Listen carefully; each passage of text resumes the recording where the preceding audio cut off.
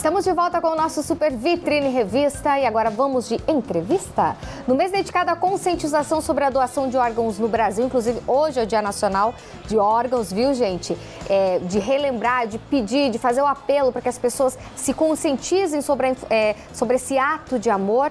Nós temos uma fila de pessoas esperando o transplante que ultrapassa 40 mil pacientes.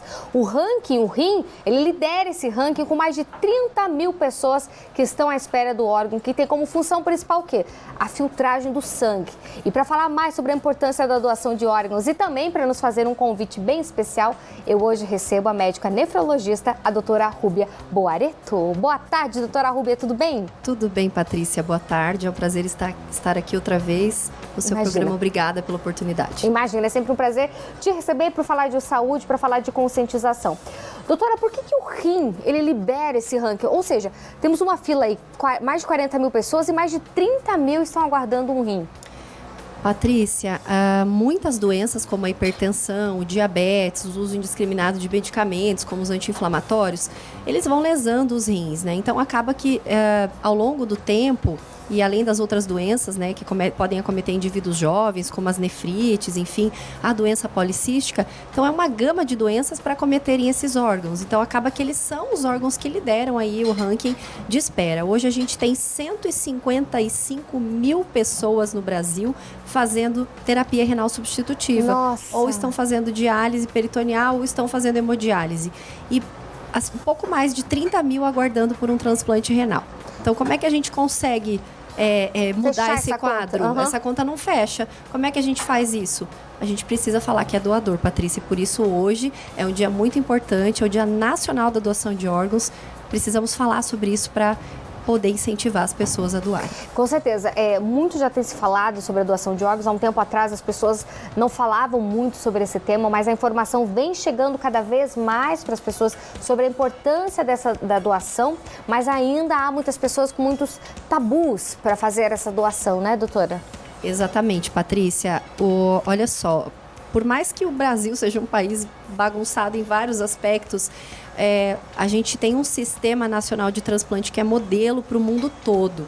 Então, ele consegue organizar, alocar esses órgãos para os receptores de maneira mais adequada. Então, para quem está em casa, não tem fura-fila, não tem pagar por órgãos, não tem tráfico de órgãos no Brasil.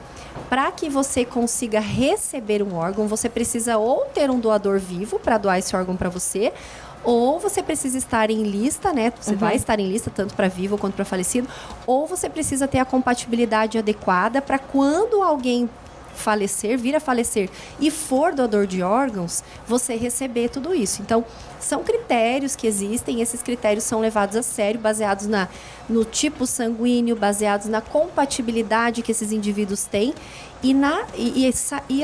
isso gera um ranking que vai ser ofertado e esses pacientes vão receber os rins conforme forem as condições clínicas deles também.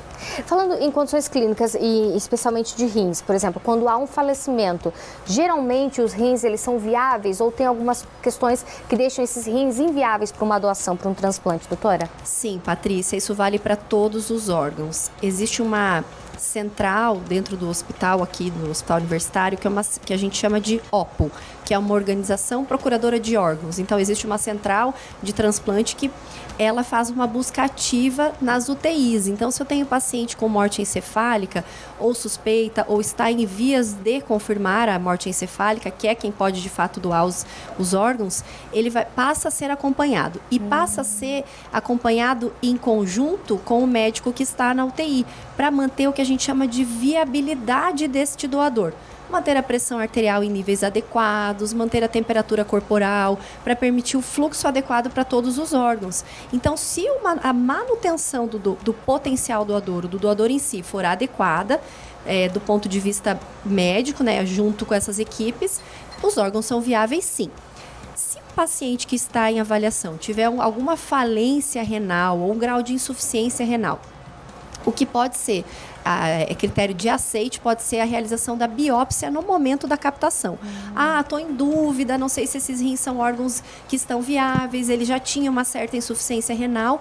Faça uma biópsia intraoperatória, avalia ela por congelação. Se tiver viabilidade, são questões técnicas que a gente consegue responder, não vale aqui detalhar.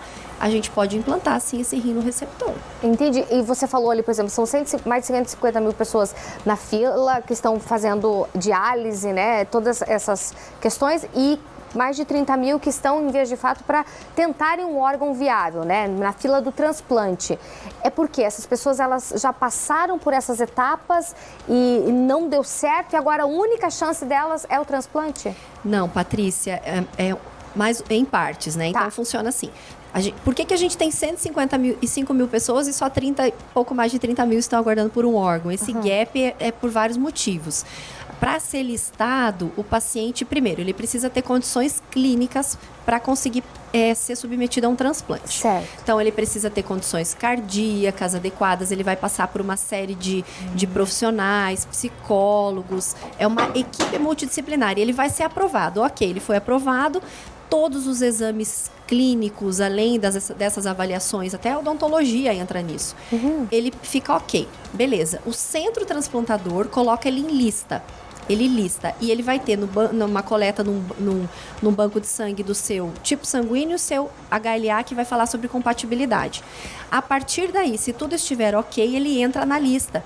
Então, esse gap é porque muitas vezes nem todos têm condições de transplantar, tem uma doença muito avançada, uma idade muito avançada, não tem condições clínicas para ser submetido por uma cirurgia, ou porque eles ainda estão em preparo para serem listados para transplante. Entendi. E agora, por exemplo, quando a gente fala de eventos, porque inclusive nós vamos ter no próximo final de semana um evento especial aqui em Cascavel, doutora, fala mais pra gente desse evento. Patrícia, eu quero aproveitar e fazer um convite a você que está em casa no dia 30 de setembro, que é sábado agora, em frente à Catedral Nossa Senhora Aparecida, aqui em Cascavel. Das 10 às 14 horas, nós vamos estar lá fazendo uma campanha de conscientização sobre a importância da doação de órgãos, como ela funciona, quem pode ser o doador, se eu posso doar para um parente, se eu posso doar para o meu marido, para minha esposa, como é que isso funciona. Nós vamos estar tirando todas as dúvidas, então a gente quer que a população vá lá. É um evento em conjunto com a UOPECAM, o Hospital Universitário, a UOPECAM e a CIDOT, que é essa central né, de transplantes aqui de Cascavel. Terão alguns alunos do curso de medicina da UniOeste, então são assim vários profissionais de saúde. A gente precisa falar sobre doação. Como é que a gente fomenta isso? Como é que a gente levanta essa questão? A gente fala sobre doação. A taxa de recusa no Paraná chega a 40%. Mas o Paraná não por isso ele é desmerecido, né? Ele é o segundo estado no Brasil que mais transplanta órgãos. Que bom, viu? Bom demais. Bom, e vamos diminuir essa taxa de recusa, né, doutora? Por favor.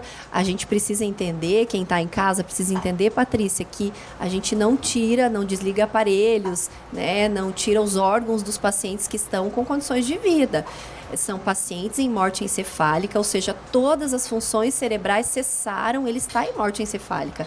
O coração não parou de bater, ele não parou de respirar, basta que os aparelhos sejam desligados.